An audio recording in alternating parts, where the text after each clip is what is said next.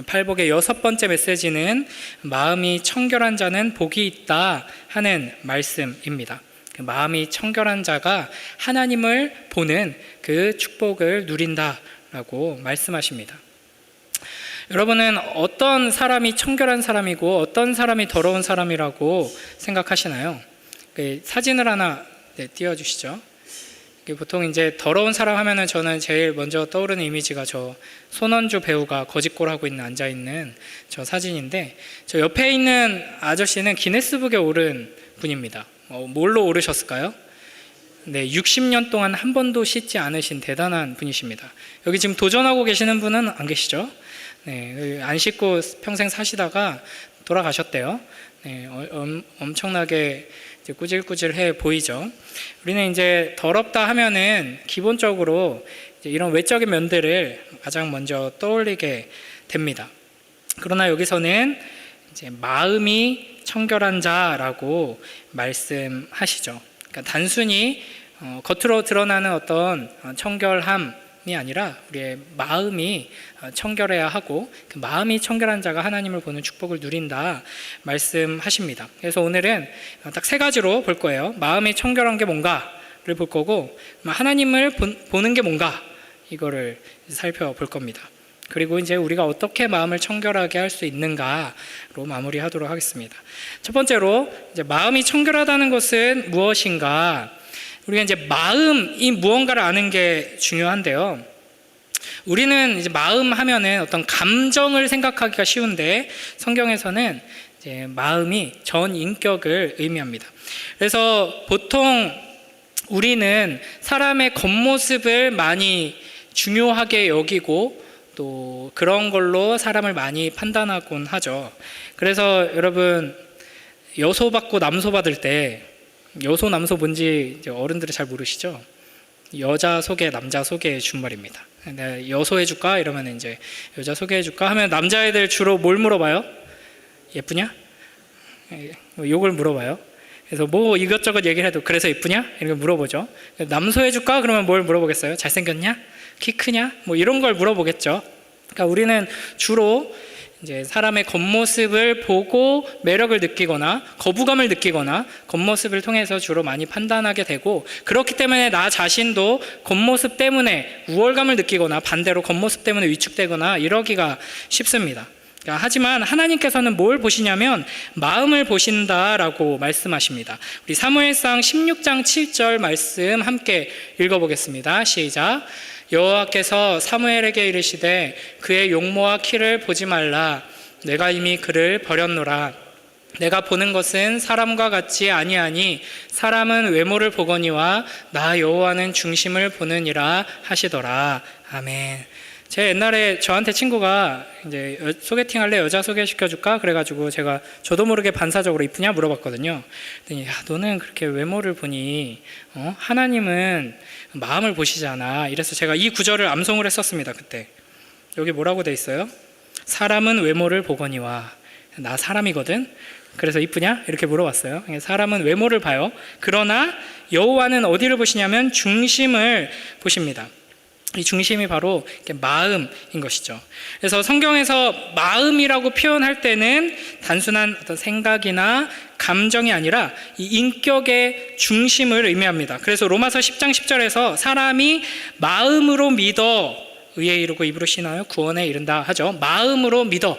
우리가 어디로 믿느냐? 단순히 생각으로 믿고 감정으로 믿는 게 아니죠. 전 인격으로 믿는 겁니다. 그러니까 우리의 전 인격, 생각과 마음과 감정과 의지, 이 모든 것들을 포함해서 성경은 마음이라고 표현을 하는 것이죠.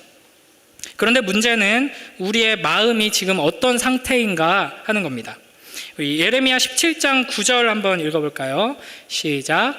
만물보다 거짓되고 심히 부패한 것은 마음이라 누가 능히 이를 알리오마는. 아멘. 그러니까 우리의 마음이 지금 망가졌습니다. 부패해서 오염되어서 이제 썩어 문드러지고 이제 악취가 나는 상태인 것이죠. 그래서 마가복음 7장 20절부터 23절에서는 결국에는 우리가 악을 행하는 이유가 뭐냐, 어디서 이 모든 죄악된 행동들이 나오느냐, 우리의 마음이 썩었기 때문에 이제 썩은 행동이 나오는 거고, 이 세상에 이 썩은 악취가 가득한 이유는 우리의 마음의 문제다라고 이야기를 합니다. 그러니까 결국에는 모든 문제의 근원이 우리의 마음인 것이죠. 사람의 마음이 결국에는 우리가 경험하는 모든 죄악된 것들, 악한 것들, 문제의 뿌리라고 할 수 있습니다. 자, 이 마음이 청결한 자를 오늘 말씀하시는데요. 그러면 청결하다가 무엇인가? 여기서 이제 청결하다로 번역된 이제 헬라어가 카탈로스라는 단어인데, 이게 의미가 깨끗하게 씻어내다라는 의미를 가지고 있습니다. 여기서 이제 파생된 단어가 여러분이 좀 많이 들어봤을 단어인데, 카타르시스라는 말 많이 들어봤죠. 주로 많이 사용되는 용어인데, 뭐 이렇게 감정적으로 막 희열을 느낀다라고 할 때 이제 카타르시스를 느꼈다, 카타르시스를 경험한다, 이렇게 표현을 하잖아요. 그러니까 여기서 나온 거예요. 그래서 뭐 우리의 막 영혼이 정화되고 깨끗해지고 막 이런 경험을 카타르시스라고 표현하는데, 청결하다, 정결하다 하는 용어는 결국에는 깨끗하다, 불순물이 없다, 씻어졌다, 이런 의미를 가지고 있습니다. 그런데 이제 성경의 이 유대 종교 지도자들은 이와 같은 성경에 계속 반복되는 정결함을 강조하는 메시지들을 오해해서 겉으로, 의식적으로, 외적으로만 정결하면 된다고 생각을 했습니다. 그래서 누가복음 11장 39절 보면은 예수님께서 이렇게 말씀하시죠. 함께 읽어봅니다. 시작. 주께서 이르시되 너희 바리새인은 지금 잔과 대접의 겉은 깨끗이 하나 너희 속에는 탐욕과 악독이 가득하도다 라고 말씀하십니다. 그리고 이제 뭐 마태복음 23장 보면은 이런 종교 지도자들을 향해서 화 있을진저라고 이제 말씀하시면서 외식하는 자들이라고 이제 말씀하십니다. 그러니까 단순히 우리가 외적으로, 우리가 어떤 의식적으로 깨끗하게 유지하는 것으로는 우리의 마음이 정결하다라고 할 수 없는 것이죠. 참된 정결한 마음은 우리의 어떤 내면에, 우리의 전 인격에 음란하고 부패하고 탐욕스럽고 뭐 시기, 질투, 뭐 증오와 미움, 뭐 이런 교만함, 이런 것들이 깨끗이 씻겨져서 없어진 상태를 말합니다. 이걸 좀 더 이해하기 쉽게 다른 표현으로 하자면 섞은 것이 없는 상태, 둘로 나누어지지 않은 마음이라고 할 수 있습니다. 보통 이제 레위기 19장에 보면은, 레위기 19장 2절에 뭐라 그러시냐면요, 너는 이스라엘 자손의 온 회중에게 말하여 이르라 너희는 거룩하라 이는 나 여호와 너희 하나님이 거룩함이니라 라고 말씀하십니다. 그러니까 이 레위기라는 책이 거룩함, 정결함을 가르치는 책입니다. 하나님이 거룩하시고 정결하신 것처럼 하나님의 백성인 너희도 거룩하고 정결해야 한다라고 말씀하시는 책이고, 그래서 제사에 대한 가르침이 쭉 있고요. 그 다음에 정결 예식에 대한 가르침이 쭉 있습니다. 그래서 민수기 묵상하고 계시는 분들은 막 뭐 이렇게 붉은 소를 막 이렇게 태워가지고 그 재를 가지고 정결 예식에 쓰는 걸 뭐 이렇게 물을 만들어라, 이런 규례들이 있잖아요. 그러니까 우리가 하나님 앞에 우리의 죄를 사함받는 제사 제도뿐만 아니라 살면서 우리가 더러워졌을 때 하나님 앞에 정결하는 예식을 하라고 이렇게 명령하시는 거죠. 근데 재밌게도 이 레위기 19장에 보면은 이런 구절들이 있습니다. 19장 19절에 너희는 내 규례를 지킬지어다 내 가축을 다른 종류와 교미시키지 말며 내 밭에 두 종자를 섞어 뿌리지 말며 두 재료로 직전 옷을 입지 말지며. 그러니까 이게 뭐 혼합하지 말라, 이런 명령들이 많이 나옵니다. 그래서 정통 유대인들은 딱 옷을 입을 때도 면 100% 요거 입지, 면에다가 뭐 섞은 거 이런 걸 안 입습니다. 이 율법을 지키기 위해서. 왜 이렇게 혼합하지 말라라는 규례를 주심으로써 정결을 가르치셨는가? 정결함이 이 나누어지지 않은 마음, 둘로 쪼개지지 않은 마음, 우리가 이런 표현하죠. 일편단심. 일편단심의 마음이 바로 정결한 마음이기 때문에 그걸 가르치시기 위해 레위기에서 너네 막 이렇게 옷감 짤 때도 두 가지 재료를 혼합해서 짜지 말고 하나로만 해, 막 이런 이해할 수 없는 명령들을 하시면서 이제 구약의 이스라엘 백성들을 가르치신 것이죠. 이 가르침이 이제 야고보서에서 우리가 이해하기 쉽게 나타납니다. 우리 야고보서 1장 6절에서 8절 말씀 한번 읽어볼까요? 시작. 오직 믿음으로 구하고 조금도 의심하지 말라. 의심하는 자는 마치 바람에 밀려 요동하는 바다 물결 같으니 이런 사람은 무엇이든지 주께 얻기를 생각하지 말라. 두 마음을 품어 모든 일에 정함이 없는 자로다. 아멘. 두 마음이라는 표현이 여기서 등장하죠. 이게 바로 정결하지 않은, 깨끗하지 않은 마음입니다. 그러니까 이 야고보서 1장 6절에서 8절 보면은 믿음과 의심, 믿음과 두 마음을 대조하고 있습니다. 그래서 하나님께 무엇을 구할 때 너희는 믿음으로 의심하지 말고 나누어지지 않은 하나의 마음, 일편단심의 마음으로 구해라. 그렇지 않으면은 너희 풍랑에 흔들리는 배처럼 아무것도 얻지 못한다. 이렇게 말씀하십니다. 근데 여기서 이제 우리가 오해하지 말아야 될 게, 그러면 하나님 이거 주세요, 하나님 이거 이루어 주세요 라고 기도할 때 의심하지 말고 구하라고 했으니까 하나님이 분명히 주신다라는 확신을 가지고 기도해야겠구나 라고 착각하는 사람들이 많이 있어요. 그래가지고 예전에 어떤 청년이 하나님 서울에 있는 회사에 취직할 수 있게 하나님 길을 열어주세요 이렇게 막 열심히 기도를 했어요. 그래서 주변에서 이제 막 같이 그렇게 기도를 해줬죠. 근데 어떤 권사님이 그 청년을 찾아가서 이제 잘 준비하고 있냐 이렇게 물어봤어요. 네, 기도하면서 열심히 준비하고 있습니다. 근데 그러면 서울에 집은 계약해 놨니? 이렇게 물어보시는 거예요. 아니요, 아직 이제 시험이 언제고 이제 시험 보고 나서 또 그 다음 시험도 이렇게 면접을 보고 그 다음에 이제 결과가 나오면 그때부터 이제 준비를 해야죠 했더니 하나님께서 의심하지 말고 구하라고 했는데 너는 지금 믿음으로 구하지 않고 있구나. 기도할 때 의심하지 않고 구하면은 하나님께서 들어주신다고 했다. 서울에 그 회사 들어갈 수 있게 해주세요 라고 기도하면서 들어갈 수 있게 해준다고 믿는다면 지금 당장 서울에 미리 집을 구해놔라. 이렇게 말씀하신 분이 있었대요. 이거 맞는 걸까요? 네, 여기서 이제 의심하지 말라, 두 마음을 품지 말라는 것은 하나님을 향한 믿음입니다. 그러니까 하나님께서 전능하시고 선하시고 날 사랑하시기에 내가 이 구하는 것을 들으시고 나에게 가장 좋은 것을 주신다. 내가 꼭 얻고 싶은 것은 이것이지만 하나님께서는 이걸 주지 않으시고 다른 걸 주실 수도 있는데 그 하나님의 일하심이 가장 나에게 좋은 것이고 선하시고 좋은 것이다. 이거를 신뢰하는 것, 그게 이제 믿음이죠. 이게 바로 나누어지지 않은 마음이라고 할 수 있습니다. 야고보서 4장 8절에서는 이런 식으로 또 이야기를 합니다. 함께 또 밑에 야고보서 4장 8절 읽어볼게요. 시작. 하나님을 가까이 하라. 그리하면 너희를 가까이 하시리라. 죄인들아 손을 깨끗이 하라. 두 마음을 품은 자들아 마음을 성결하게 하라. 여기서 명백하게 두 마음을 품은 것과 깨끗한 것이 대조되고 있죠. 마음을 성결하게 깨끗하게 하는 것이 바로 마음을 하나로 모으는 것입니다. 그러니까 이게 쉽게 생각하면 이런 거예요. 음흉한 사람 있죠.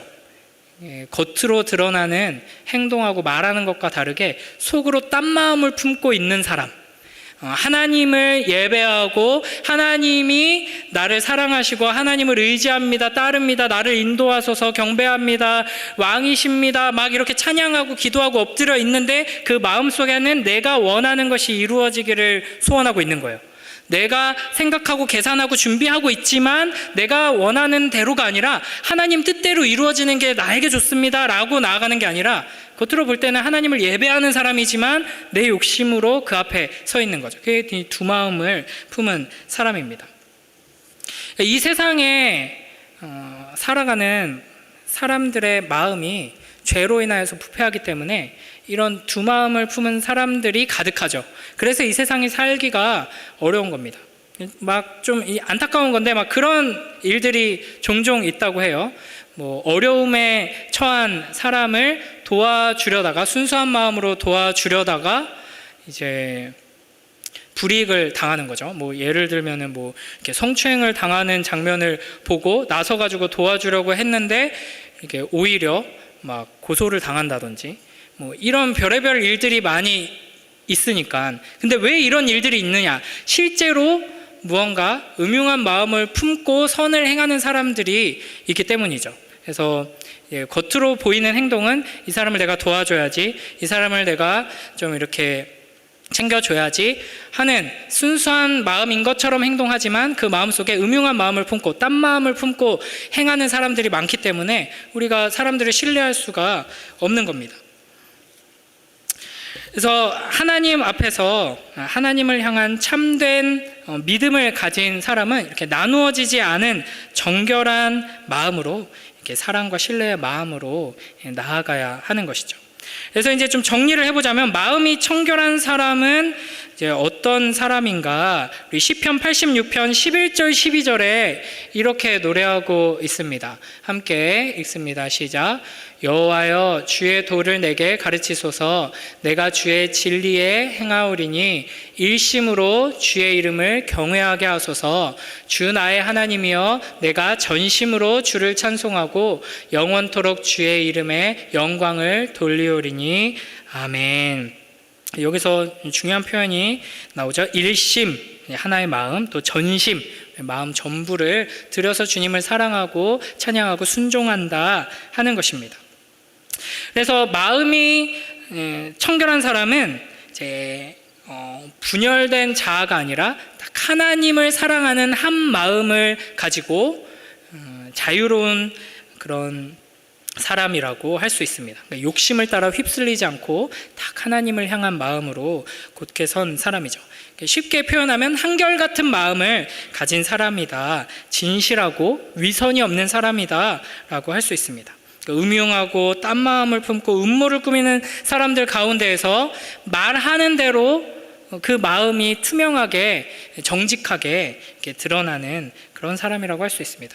그래서 이제 하나님을 이렇게 사랑하는 마음이 청결한 사람은 맞아 라고 하면 맞는 거예요. 아니야 하면 아닌 거고요. 그렇죠? 예 하면 예고, 아니요 하면 아니요인 거예요. 근데 이 세상에서는 그렇게 했다가는 이제 큰일 나는 경우가 많죠. 그래 했는데 그 뒤에 숨은 의도를 잘 파악해야 돼요. 그래, 너 한번 해봐. 이게 이제 잘 해봐, 내가 뭐 도와줄게, 이제 한번 해봐라, 어떻게 되는지 보자. 이건 이제 뉘앙스를 잘 파악해야 하죠. 그러나 그리스도인들은 딱 한 마음으로 일심으로 주님 앞에 서는 사람인 것입니다. 이제 이 마음이 청결하다 하는 것을 바로 앞에 있는 우리 5번째 그 축복과 연관해서 좀 이렇게 생각해 볼 텐데, 우리 마태복음 6장 2절 말씀 한번 읽어보겠습니다. 마태복음 6장 2절 말씀 함께 읽습니다. 시작. 그러므로 구제할 때 외식하는 자가 사람에게서 영광을 받으려고 회당과 거리에서 하는 것 같이 너희 앞에 나팔을 불지 말라. 진실로 너희에게 이르노니 그들은 자기 상을 이미 받았느니라. 아멘. 우리 5번째 복에서 긍휼히 여기는 것이 뭐라 그랬어요? 불쌍히 여기는 마음과 행동이라고 했죠. 그래서 이제 공의와 정의를 실현하기 위하여서 선을 행하는 자라고 했습니다. 그런데 이렇게 우리가 하나님께서 우리에게 주시는 축복을 흘려보내면서 선을 행하고 사랑을 나누고 뭔가 이제 좋은 일을 할 때 우리의 마음이 둘로 나눠져 있는 사람은 외식하는 자가 됩니다. 내가 뭔가 이렇게 좋은 일을 하고 누군가를 도우면서도 이거 누가 좀 알아줬으면 좋겠다라는 생각을 하게 되죠. 그리고 이 사람이 나한테 고마워하고 나를 영향력 있는 사람으로 대해주길 원하는 마음이 생겨나게 됩니다. 그러니까 하나님을 향한 사랑, 하나님께서 베풀어 주신 은혜의 한 마음을 가지고 선을 행하는 자는 하나님께 영광 돌리고 그 긍휼을 베푸는 걸 통해서 하나님의 긍휼하심을 더 경험하게 되죠. 그러나 두 마음을 품은, 더러운 마음을 품은 사람은 이 선을 행해야지 하고 순종하는 자리까지는 아름답게 잘 갔을지 몰라도 긍휼을 행하면서 죄를 짓고 더 악한 길로 빠지게 되고 이제 외식하는 자가 되는 것입니다. 그러므로 우리는 이 깨끗한 마음으로 나누어지지 않은 마음으로, 오직 하나님을 사랑하는 그 마음으로 참된 이웃사랑을 실천하며 그 가운데에서 하나님의 긍휼하심과 사랑을 경험하는 은혜를 누려야 할 것입니다. 그 가난한 심령, 애통하는 마음, 그 온유함으로 서로를 긍휼히 여기며 정의와 공의를 행함으로 그 깨끗한 마음이 하나님 앞에 또 세상 앞에 온전히 드러나게 되는 복된 우리 모두가 되길 주님의 이름으로 축복합니다. 자, 이제 두 번째로 그러면 하나님을 본다는 것이 무엇인가를 이제 살펴보겠습니다. 이 두 번째, 세 번째는 아주 짧습니다, 여러분. 이제 잘 집중해서 따라와 주세요. 자, 마음이 청결하다 하는 게 이제 뭔지 이제 우리가 알았으니까, 마음이 청결한 자가 하나님을 본다 그랬는데, 그럼 하나님을 보는 게 뭔가? 자, 하나님을 최근 2주 안에 보신 분 한번 잠시 손을 들어보시죠. 하나님도 안 보시고 지금 뭐 하고 계시는 거예요? 자, 하나님을 본다는 게 뭔가 환상 가운데서 뭐 하나님이 보이고 뭐 신비한 경험을 하고 이런 걸 의미하는 게 아니죠. 우리가 일상 속에서 하나님의 임재를 강력하게 느끼면서 또 주님과 친밀한 교제를 누리는 것이 바로 하나님을 본다 하는 표현이 가지고 있는 가장 중요한 의미라고 할 수 있습니다. 그래서 민수기 6장 22절부터 27절을 보면 아론의 축복이 나오는데, 자, 이거 좀 길지만 함께 한번 읽어볼까요? 시작. 여호와께서 모세에게 말씀하여 이르시되 아론과 그의 아들들에게 말하여 이르기를 너희는 이스라엘 자손을 위하여 이렇게 축복하여 이르되 여호와는 내게 복을 주시고 너를 지키시기를 원하며 여호와는 그의 얼굴을 내게 비추사 은혜 베푸시기를 원하며 여호와는 그 얼굴을 내게로 향하여 드사 평강 주시기를 원하노라 할지니라 하라. 그들은 이같이 내 이름으로 이스라엘 자손에게 축복할지니 내가 그들에게 복을 주리라. 아멘.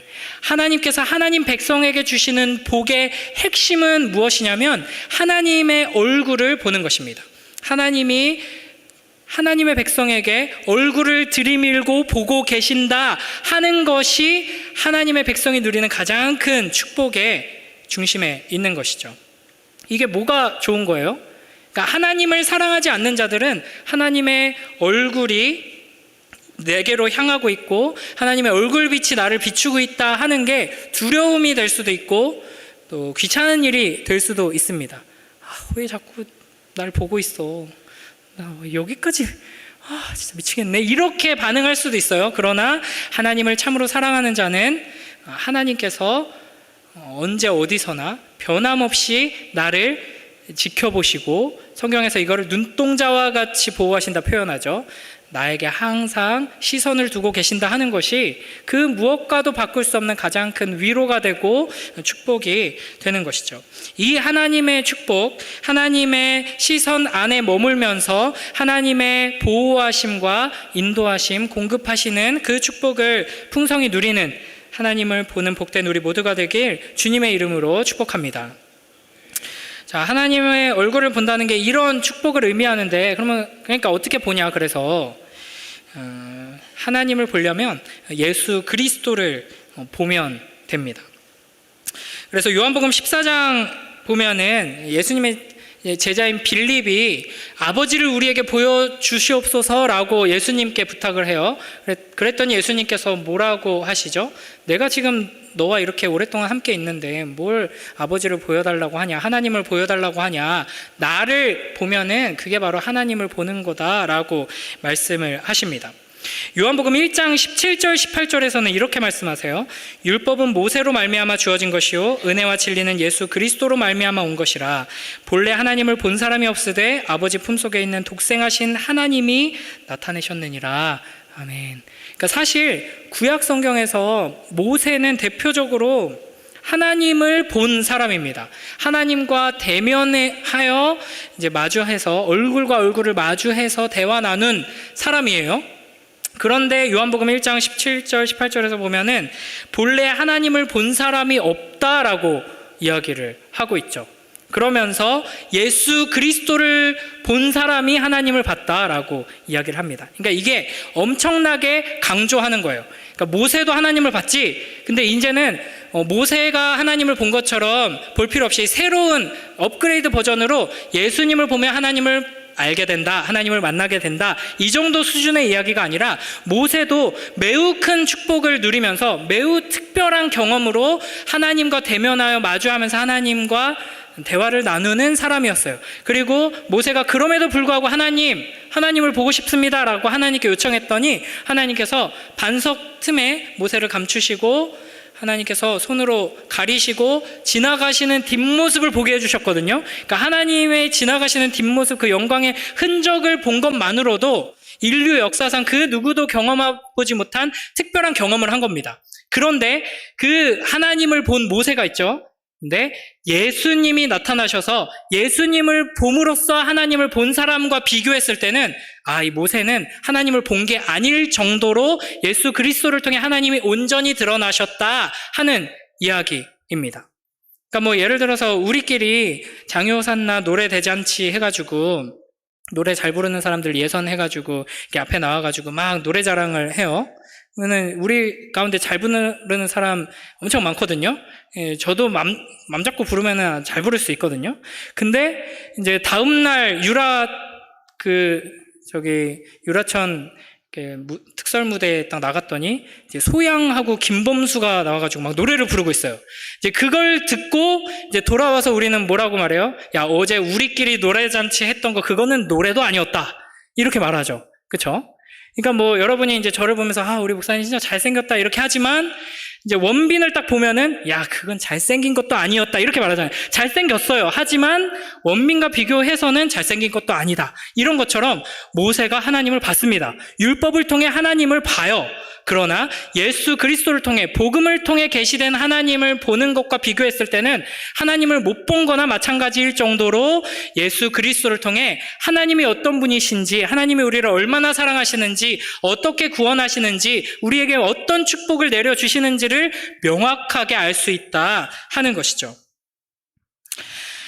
예수 그리스도를 통해 예수 그리스도를 믿는 그 믿음 안에서 하나님을 참으로 보게 되는 복된 우리 모두가 되길 축복합니다.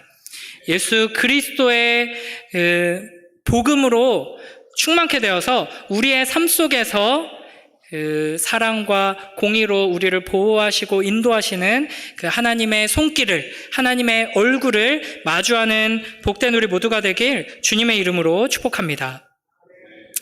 자, 모세 말고 또 하나님을 눈으로 본 사람이 대표적으로 2명 있습니다. 욥과 이사야인데요. 욥기 42장 5절 말씀 한번 읽어볼까요? 시작. 내가 주께 대하여 귀로 듣기만 하였사오나 이제는 눈으로 주를 배움나이다. 아멘. 이사야도 그 영광을 보게 되죠. 이제 뭐 욥기에 관심이 있는 사람들은 좀 아시겠지만 욥이 엄청난 고난을 당하게 되죠. 이해할 수 없는 끔찍한 일을 경험하게 됩니다. 그러면서 이제 친구들과 계속 논쟁하는 내용으로 욥기가 가득 차 있어요. 그러니까 해결이 안 되죠. 어떤 철학, 어떤 종교, 어떤 체계를 가지고 와서 설명을 해도 내가 왜 이런 일을 겪느냐 설명할 수가 없습니다. 근데 이게 어떻게 다 해결되고 다 마무리가 되게 되느냐? 간단합니다. 하나님께서 내가 어떻게 이 세상을 운행하는지 막 자세히 설명을 해주시고 왜 그랬는지 이유를 알려주시지 않아요. 그냥 하나님께서 나타나셔서 하나님을 보게 하십니다. 그러니까 하나님을 봤더니 앞에 내가 고민하고 어려웠던 문제들, 괴로웠던 것들, 슬펐던 것들, 답답했던 것들, 이게 그냥 다 아무 문제가 아닌 게 되어버리는 것입니다. 하나님의 얼굴을 본 사람은 내가 뭐 어떻고, 내가 처한 이 상황이 어떻고, 우리의 현실이 어떻고, 뭐 이 사회가 어떻고, 내 앞에 뭐 놓인 이 문제가 어떻고, 미래가 어떻고, 뭐 이런 걸 말하기 전에 하나님 앞에서 감격하며 엎드려 경배하고 주님을 찬양하며 감사로 나아가게 될 것입니다. 그러니까 하나님을 본다 하는 것은 하나님을 경험한다 하는 것이죠.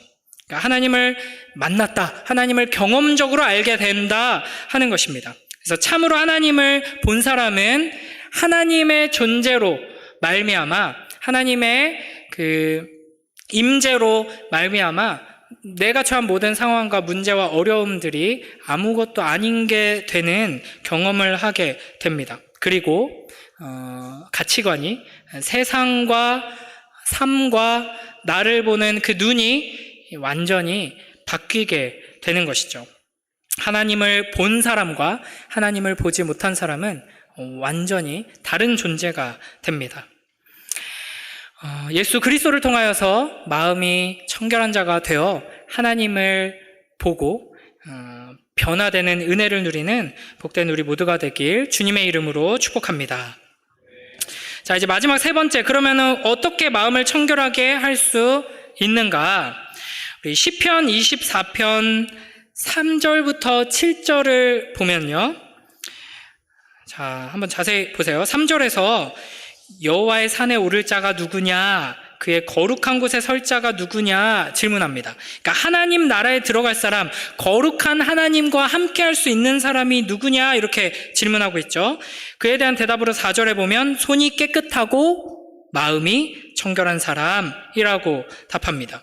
그리고 5절에서는 그가 복을 받고 구원의 하나님께 의를 얻는다라고 말하고요. 6절에서는 그 사람이 바로 여호와를 찾고 하나님의 얼굴을 구하는 자다라고 이야기를 합니다. 그러니까 오늘 이 6번째 복과 아주 딱 맞는 시죠. 그리고 나서 7절부터 우리가 찬양으로 종종 부르는 그 노래가 등장합니다. 문들아 너희 머리를 들지어다.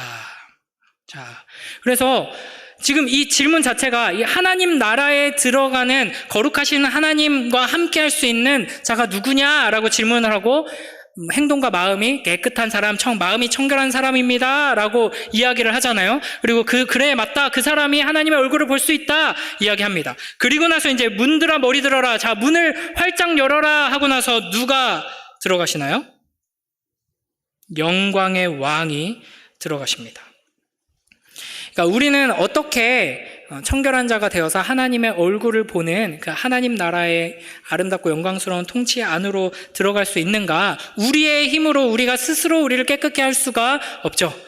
거룩하신 하나님, 거룩하신 예수 그리스도를 힘입어 우리는 그 나라로 들어갈 수 있는 것입니다. 오직 예수 그리스도만이 마음이 청결하며 전혀 거짓과 위선이 없으신 분이십니다. 그리고 오직 성령만이 우리를 새롭게 하십니다. 그래서 시편 51편에서 다윗은 이렇게 고백합니다. 하나님이여 내 속에 정한 마음을 창조하시고 내 안에 정직한 영을 새롭게 하소서. 그러니까 좀 뭐 더러운 거 많이 묻었어요. 저 세제 좀 확실한 걸로 좀 주시겠어요? 이렇게 해서 하나님이 조금 도와주시면 우리가 깨끗하게 될 수 있는 게 아니에요. 하나님께서 나를 스스로 청결하게 할 수 있는 좋은 도구들을 허락하시면 어떻게 빨래하면 되는지 방법을 알려주시면 우리가 깨끗게 할 수 있는 게 아니라 어떻게 해야 돼요? 정한 마음을 창조해 주셔야 하는 겁니다. 우리는 완전히 거듭나야만 하는 것이죠. 그래서 사도행전 15장 8절 9절에서 이렇게 말씀하십니다. 함께 읽습니다. 시작. 또 마음을 아시는 하나님이 우리에게와 같이 그들에게도 성령을 주어 증언하시고 믿음으로 그들의 마음을 깨끗이 하사 그들이나 우리나 차별하지 아니하셨느니라. 아멘. 성령 하나님께서 우리 안에 임하실 때, 하나님의 말씀으로 우리가 충만케 될 때 우리는 거듭남으로 정결한 마음을 가지게 되는 것입니다. 그래서 사실은 이미 예수 그리스도를 영접한 자들은 성령으로 깨끗게 되었습니다.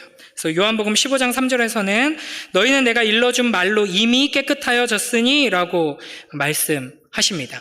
이것을 예수 그리스도의 보혈의 피로 하나님의 말씀, 그 복음으로 성령 하나님께서 우리 안에 임하셔서 우리를 깨끗게 하셨다라는 것을 눈에 보이는 표와 인으로 상징하고 표시하고 인치는 게 바로 다음 주에 우리가 하게 될 세례식인 것입니다. 그런데 이제 예수님께서 제자들의 발을 씻겨주실 때 이제 베드로가 아이고 예수님 어떻게 감히 예수님이 우리의 발을 씻어주십니까? 그랬더니 이거 안 하면 나랑 상관없는데? 이랬더니 베드로가 그럼 저 목욕시켜주세요. 막 이러고 또 오발을 떨었어요. 그랬더니 예수님께서 너희는 이미 깨끗하고 발만 씻으면 된다라고 말씀하시죠. 그러므로 아직 예수 그리스도를 우리의 유일한 구원자로 영접하지 않으신 분들은 예수 그리스도를 구주로 영접함으로 정결한 자가 되는 그 은혜를 누리시길 주님의 이름으로 축복합니다. 그리고 이미 예수 그리스도를 나의 구주로 영접하신 분들은 여러분의 더러워진 발을 주님 앞에 매일매일 씻겨달라고 나와서 주님 앞에 회개하는 자로 섬으로 정결한 마음을 가지고 하나님의 얼굴을 보는 그 축복을 누리시길 주님의 이름으로 축복합니다. 자, 진짜 마지막 결론입니다. 이 은혜를 누리기 위해서는 뭘 해야 될까요? 말씀 앞으로 계속 나아가야 합니다. 디모데전서 1장 5절. 자, 마지막입니다. 큰 목소리로 함께 읽습니다. 시작. 이 교훈의 목적은 청결한 마음과 선한 양심과 거짓이 없는 믿음에서 나오는 사랑이거늘. 아멘. 하나님께서 우리에게 계속해서 말씀하십니다. 이 예배 자리에서 말씀하시고요. 여러분에게 매일매일 말씀하기 원하셔서 매일 성경을 여러분 손에 쥐어주시고 펼쳐서 읽어라. 내가 너에게 이 생명의 말씀을 주기 원한다라고 하시죠. 이 말씀을 우리에게 주시는 목적이 첫 번째가 청결한 마음입니다. 이 하나님의 말씀을 통해서 우리로 하여금 회개하게 하시고 청결한 마음을 가지게 하셔서 하나님의 그 얼굴을 보게 하길 원하시는 것입니다. 매일매일 부지런히 하나님의 말씀 앞으로 나아가서 회개하고 청결한 마음으로 하나님의 얼굴을 보는 그 축복을 풍성히 누리는 복된 우리 모두가 되길 주님의 이름으로 축복합니다.